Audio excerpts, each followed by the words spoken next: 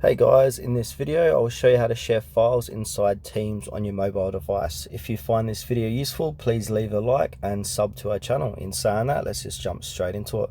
Alright, go ahead and open up the Teams app on your mobile device. You'll be brought to the home page here. And now what you want to do for this demonstration, I'm going to send a file to a friend inside Teams. So I'm going to click on chat, I'm going to scroll down, I'm going to click on Zeke. And now from here to send a file, I can send an image here or take a photo by using the camera.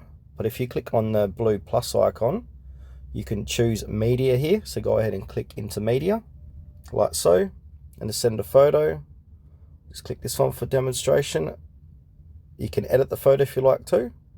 And then you can click on attach and send, and that will send the image to that user, which I'm not going to do because I don't want to send this image to him because he'll be thinking, what am I doing? But yeah, that's the end of this video. Thank you for watching.